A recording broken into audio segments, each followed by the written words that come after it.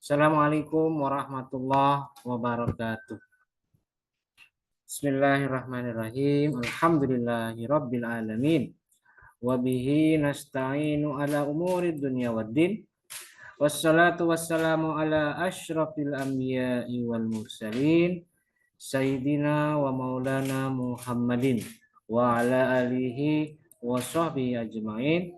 Rabbi shrahli sadri wa yassirli amri wahlul 'uqdatam min lisani yafqahu qauli amma ba'du.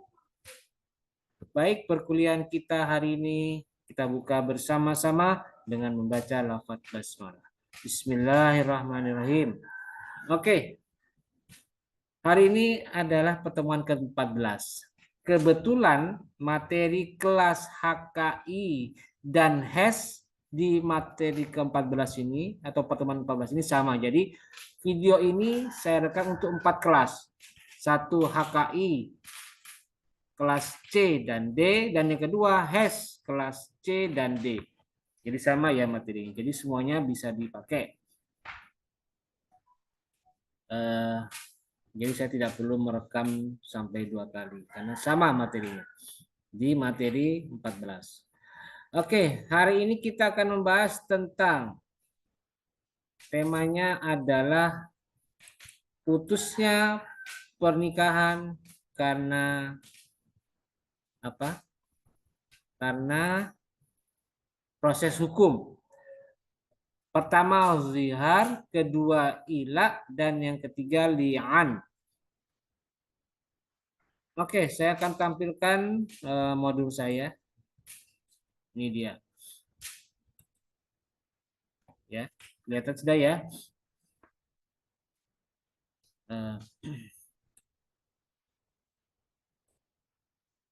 Bahan kajiannya jelas ada 3. Pertama, pembahasan tentang zihar. Kedua, pembahasan tentang ila. Dan yang ketiga, pembahasan tentang li'an. Sekarang kita bahas dulu yang zihar. Apa itu zihar? Kita lihat. Zihar adalah masdar dari lafaz zahru, az-zahru. Sedangkan secara arti pengertian itu adalah apa ini? Ucapan yang ini ya. Ucapan min qauli rajuli idza zahara imra'atahu. Ucapan seorang laki-laki atau suami yang mengucapkan zihar kepada istrinya. Apa? Anti alayya ka zahri ummi. Kamu bagi saya sama seperti punggung ibuku. Jadi ungkapan zihar itu atau zihar adalah ungkapan yang diserupakan antara bentuk tubuh istri dengan bentuk tubuh orang yang menjadi mahram dari suami. Dan ini dianggap sebagai ucapan talak kalau itu terjadi di masa jahiliyah, di masa Arab pra-Islam.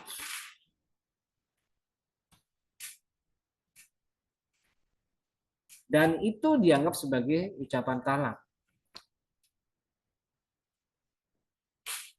Nah, sekarang pengertian secara syarat bagaimana zihar? Zihar adalah huwa ayyushabbihur rajulu zaujatahu bimra'atin muharramatin alaihi alat ta'bidi. Yaitu seorang laki-laki menyamakan istrinya dengan perempuan yang haram untuk dinikahi selama-lamanya. Jadi istri disamakan dengan ibu, atau istri disamakan dengan saudara kandung perempuan, atau istri disamakan dengan bibi perempuan atau bibi kandung atau nenek dan lain sebagainya. Dan yang disamakan adalah bagian-bagian yang menjadi aurat. Misalnya apa itu? Kal-zahri, punggung, wal batni dan perut, wal fakhzi dan paha. Gitu ya. Nah, sekarang bagaimana hukum zihar? Zihar hukumnya adalah diharamkan atau mengucapkan zihar itu bisa bisa menimbulkan dampak hukum. Jadi hati-hati. Dasarnya adalah Al-Qur'an surat Al-Mujadilah ayat 2. Wa innahum layakulunna munkaram minal qawli wa zura.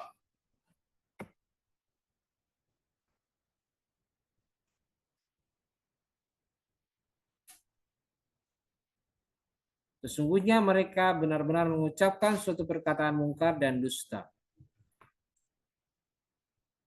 Sebenarnya pengungkapan perumpamaan itu sebenarnya nggak boleh dalam Islam. Dan kalau tidak boleh berarti ada konsekuensinya apa?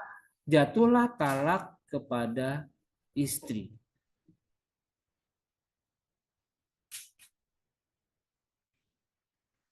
Karena ada ayat lain di surat Al-Ahzab ayat 4 yang mengatakan wa ma ja'ala azwajukumul la'i tudzahiruna minhunna ummahatikum.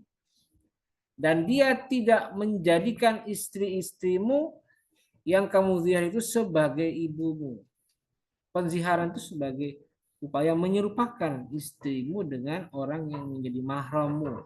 Dan itu tidak boleh. Maka jika terjadi pengungkapan perumpamaan itu dalam bentuk zihar, maka dianggap sebagai pengharaman atau jatuhlah hukum keharaman. Jadi perempuan atau istri itu tidak boleh disentuh. Jadi seperti itu ya hukum zihar secara syar'i. Nah, bagaimana rukun dan syarat zihar? Rukun dan syarat zihar itu ada beberapa, ada 4. Menurut jumhur. Menurut Hanafiyah itu cuma 1. Lafadz yang menunjukkan zihar itu rukun zihar.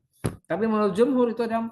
Pertama, al-muzahir atau orang yang mengucapkan zihar. Wal muzaharu minha. Kedua, muzahar minha atau istri yang dizihar.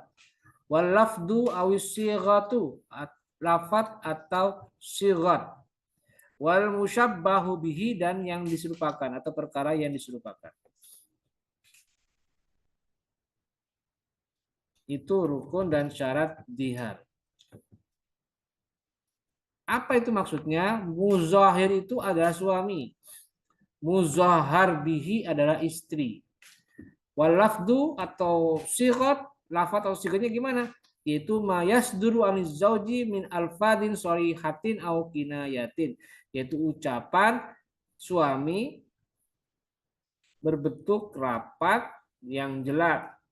Saya, kalau tadi kan anti alayya kazahri ummi, itu ucapan zihar.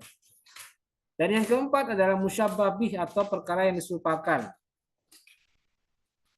Siapa? Ya, ibu bisa atau perempuan yang mahram lainnya.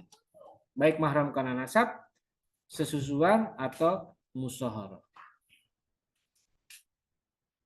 Nah, ini syarat muzahir. Oke, silakan kalian baca sendiri ya. Syarat-syaratnya apa saja? Antara lain ada berakal, balik, muslim, dan keterangan yang lain. Silakan kalian baca. Ini muzahir, ini muzahar. Syarat perempuan yang dizihar itu apa? Ini dia ada. Kemudian yang syarat musyabbabihi ada juga di sini. Silakan kalian baca sendiri saja. Nah, sudah saya jelaskan semuanya di modul ini. Nah, sekarang kafarat zihar bagaimana? Atau denda atau sanksi yang harus dibayarkan oleh seorang muzahir jika dia menzihar istrinya. Ini, perhatikan. Dampak yang ditimbulkan oleh zihar yang dilakukan oleh suami itu 1. Jika suami menyesali ucapannya, maka suami hendaknya mencabut ucapan ziharnya. Kemudian suami istri saling memaafkan dan keduanya berjanji akan memperbaiki hubungan selanjutnya. Jadi itu ya, 1 yang harus dilakukan. menyesal, mencabut ucapannya, saling memaafkan dan berjanji untuk memperbaiki hubungan mereka berdua. Nah, kalau misalnya mereka ingin kembali berhubungan suami istri atau menggauli istrinya lagi, maka suaminya wajib membayar kafarat atau denda, kafarah. Apa? Satu, memerdekakan seorang budak yang beriman. Kalau tidak mampu, maka pindah ke berpuasa 2 bulan berturut-turut dan tidak boleh putus. Jadi tidak boleh putus ya. Kalau misalnya di hari ke-12 batal, itu harus diulang lagi dari puasa pertama. Jadi harus diulang. Kalau tidak mampu gimana? Nah, ini cara yang ketiga, memberi makan secukupnya kepada 60 orang miskin. Itu yang syarat atau kafarat yang harus dibayar suami jika ingin mau berhubungan suami istri lagi. Nah, yang kedua, ada ketentuannya. Jika suami tidak menyesalinya dan hubungan tersebut tidak dapat diperbaiki lagi, maka suami hendaknya mentalak istri dengan talak bain. Bain apa? Bain sugro tentunya. Kemudian yang ketiga, jika istri merasa tidak nyaman dan aman setelah ucapan zihar suami, maka istri perlu mengadukan kepada hakim dan hakim akan memisahkan tempat suami dan istri sementara sampai menunggu masalah selesai. Dan yang keempat, jika ternyata sikap suami mengambang atau tidak jelas apakah mau lanjut atau berhenti misalnya, maka hakim memutuskan menceraikan keduanya. Jika suami terbukti sengaja menelantarkan istri selama berlalu masa 4 bulan atau 120 hari sejak zihar diucapkan. Jadi ada peran hakim yang menentukan dalam terjadinya konflik zihar antara suami dan istri. Ini dampaknya ya, dampak zihar. Berikutnya yang kita bahas adalah ila. Apa ini ila? Ila itu di sini ya. Ila itu sumpah atau yamin, halfun, halfu, al-halfu. Jadi ila itu adalah ucapan sumpah yang dilakukan oleh bangsa Arab ketika itu dengan tujuan untuk menciptakan kemudaratan bagi istri. Apa kemudaratannya? Ya tidak digauli oleh suami selama masa tertentu. Itu biasa dulu orang-orang Arab pra-Islam sering mengucapkan sumpah di depan istri. Misalnya kalau bahasa orang Jawa itu tak sumpahi, kowe tak ora tak apa-apa ke, kamu saya tidak apa-apain selama 4 bulan. Dengan emosi gitu ya. Ya kayak begitu. Nah, dengan datangnya Islam, dengan datangnya syariat Islam, maka diubah. Boleh, silahkan kalian mengucapkan sumpah, tapi ada batasannya. Jadi tidak ujuk-ujuk diucapkan terus-terus sepanjang suami mau. Tidak, tetapi ada batasannya. Dan Islam memberikan batasan paling lama 4 bulan. Gitu ya. Itu ilah. Pengungkapan sumpah suami kepada istri untuk tidak menggaulinya dengan masa selama 4 bulan. Dalilnya apa? Kita lihat surat Al-Baqarah 226. Lilladzina yu'luna min nisaihim tarabbusu arba'ata ashhurin fa in fa'u fa innallaha ghafurur rahim wa in azamut talaqa fa innallaha sami'un alim. Kepada orang-orang yang mengilah istrinya, maka tarabbusu arba'ati ashhur, maka diberi penangguhan 4 bulan. Penangguhan itu maksudnya Anda tidak menggauli istri. Kemudian jika mereka kembali, maka sesungguhnya Allah Maha Pengampun lagi Maha Penyayang. Wa in azamut talak, dan jika mereka berkeinginan untuk talak, berniat untuk talak, maka silahkan, maka jatuhlah talak. Seperti itu ya. Fa innallaha samiun alim, maka sesungguhnya Allah Maha mendengar dan Maha tahu. Nah, ada hukumnya jika ilah dimanfaatkan untuk menganiaya istri. Menurut jumhur ulama, jika ilah digunakan untuk menganiaya istri atau menganiaya perempuan, maka hukumnya adalah haram. Mungkin suami merasa dengan tidak digauli istri, maka si istri akan mengalami penderitaan lahir dan batin. Dan istri merasakan itu. Jika itu terjadi, maka hukum ilah itu haram.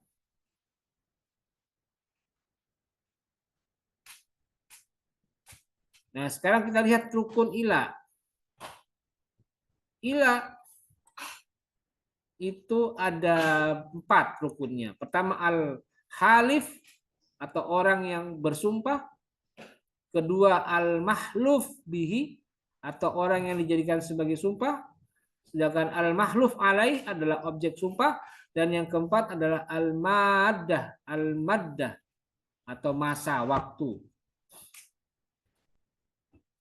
Hal itu siapa? Yaitu orang yang bersumpah. Nah, silakan kalian baca sendiri pengertiannya siapa itu orang yang bersumpah. Kemudian pandangan mazhab-mazhab mengenai orang yang bersumpah seperti apa. Silakan dibaca. Al-mahluf ini, al-mahluf bihi adalah orang yang dijadikan sumpah, yaitu siapa? Allah. Itu al-mahluf, Allah. Demi Allah. Nah, berarti kan sumpahnya demi Allah. Sedangkan al-mahluf alaih adalah objek sumpah. Apa itu? Ya, persetubuhan. Objek sumpahnya. Demi Allah, saya tidak akan mensetubuhi kamu selama 4 bulan. Nah, kan? Tidak mensetubuhi itu berarti mahluf alaih, objek sumpah. Dan al-muddah atau al-maddah. Oh, muddah ya, masa, bukan maddah. Muddah, masa. Itu juga bagian dari rukun, dari ilah. Nah, sekarang kita bicara dampak ilah. Dampak ilah itu ada 2 yang harus diperhatikan. Pertama, suami wajib menjauhi istrinya selama 4 bulan. Tidak boleh kurang, tidak boleh lebih. 4 bulan putusannya. Dasarnya ayat Al-Baqarah 226. Tadi yang sudah saya baca itu ya. Kenapa kok wajib menjauhi istrinya? Karena ada tujuannya, yaitu agar menimbulkan kerinduan pada diri suami kepada istri, dan dan suami menyesali ucapannya lalu memperbaiki diri. Jadi seperti itu ya. Oh iya ya, ternyata saya terlalu keras kepada istri saya menyesali sikap keras saya, ucapan saya yang kasar. Ya sudah, saya akan memperbaiki cara saya bicara untuk di masa akan datang. Jadi itu ya maksudnya, suami wajib 4 bulan menjauh dari istri, tidak boleh kumpul, tidak boleh menggauli istri selama 4 bulan. Tujuannya itu supaya menimbulkan kerinduan. Dan yang kedua, jika ingin kembali setelah 4 bulan selesai, suami wajib membayar kafarat sumpah. Terdiri 1, menjamu atau memberi makan 10 orang miskin. Atau jika tidak mampu, memberi pakaian kepada 10 orang miskin. Atau jika tidak mampu, memerdekakan seorang budak. Kalau misalnya semuanya tidak mampu, maka kafaratnya adalah berpuasa selama 3 hari berturut-turut. Ya, semuanya didasarkan pada ayat surat Al-Maidah 89. Kemudian yang ketiga, ternyata ada 3 ini. Jika selama 4 bulan itu tidak ada perubahan atau suami tetap menaruh kebencian kepada istri, maka suami dapat menjatuhkan talak atau istri mengadu kepada hakim dan hakim menetapkan terjadinya perceraian. Ini seperti itu. Itu ilah. Dan yang terakhir adalah li'an.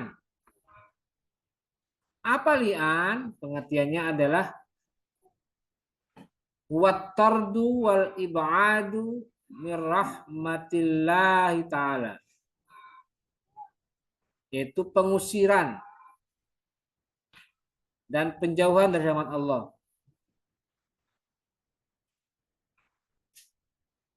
Jadi suami menyumpahi istri dan istri menjawab sumpah suami. Bersumpah atau melaknat sama saja. Melaknat atau menyumpahi. Tapi lebih keras melaknat.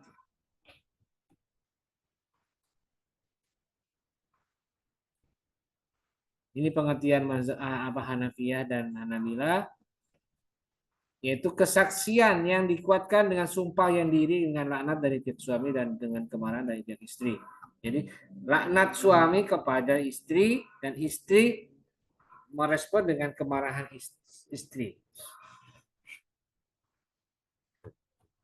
Sedangkan Malikiyah mengatakan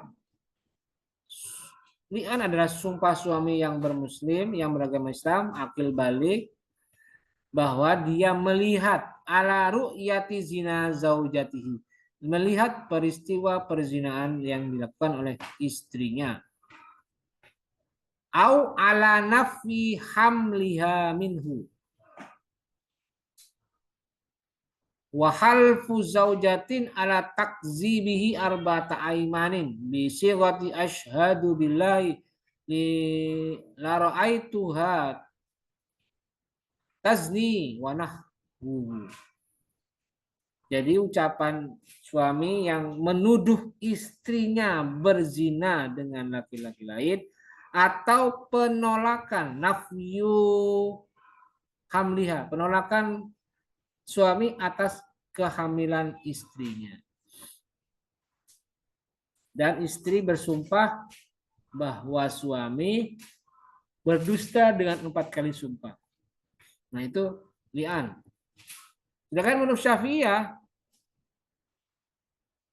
kalimatun ma'lumatun ja'alat hujjatan lil muttarri ila qadhafin min latqi firashihi wa luhiqal 'ari bihi au ila nafyi waladin.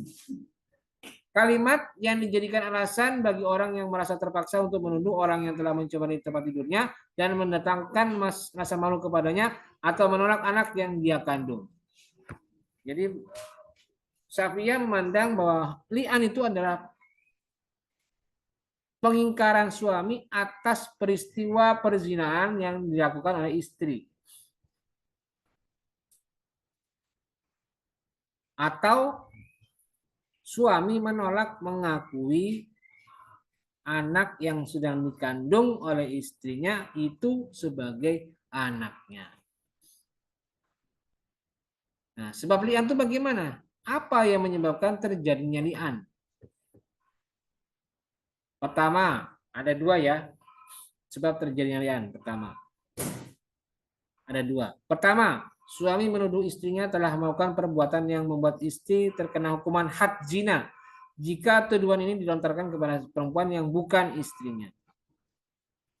Pertama, suami menuduh istrinya berzina. Kedua, nafyul hamli awil waladi atau awil waladi. Awil waladi. Penolakan suami atas kehamilan anak. Jadi ada 2 ya. Pertama, suami menuduh zina. Kedua, penolakan atas anak yang dikandung oleh istri. Rukun li'an itu ada berapa? Menurut jumhur ada 4. Kalau Hanafiyah cuma 1, lafadznya saja. Dengan jumhur ada 4. Pertama, al-mula'in. Ini ya, al-mula'in. Wal mula'inah, al-mula'anah. Ketiga, sababul li'an. Yang keempat, lafdul li'an. Pertama mulain. Mulain itu siapa? Orang laki-laki yang melaknat. Suami yang melaknat. Kedua mula'anah. Perempuan yang dilaknat. Ketiga sebab li'an. Keempat lafat li'an. Oke. Nah, bagaimana li'an itu dalam KHI? Ada nggak aturan dan ketentuannya? Kita lihat. Di pasal 125 KHI disebutkan, li'an bisa menyebabkan putusnya perkawinan antara suami dan istri untuk selama-lamanya. Jadi tidak ada kemungkinan suami kembali lagi kepada istri jika istrinya sudah di li'an. Ada tuduhan li'an. Pasal 126 menyatakan, li'an terjadi karena suami menuduh istri berbuat zina dan atau mengingkari anak dalam kandungan atau yang sudah lahir dari istrinya.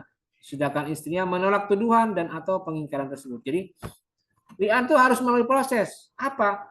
Pertama, suami menuduh istrinya, bersumpah menuduh istrinya telah berzina dengan laki-laki lain sebanyak 4 kali. Dan kemudian tahapan berikutnya, istri juga bersumpah sebanyak 4 kali dan di sumpah kelima, dia menyatakan jika saya salah, saya siap dilaknat oleh Allah. Ini ketentuannya tadi ya. Silakan kalian lihat di apa namanya? Di pasal 127. Bisa dibaca sendiri. Di pasal 1828 mengatakan li'an hanya sah apabila dilakukan di hadapan sidang pengadilan agama. Jadi li'an itu tidak bisa tanpa melibatkan hakim, orang yang bertugas sebagai hakim. Kalau cuma sekedar di luar main tuduh, ya tidak bisa jatuh. Harus ada proses qadhaiyahnya, ada proses peradilannya. Kemudian pasal 162, bila mana li'an terjadi maka perkawinan itu putus untuk selamanya dan anak yang dikandung dinasabkan kepada ibunya.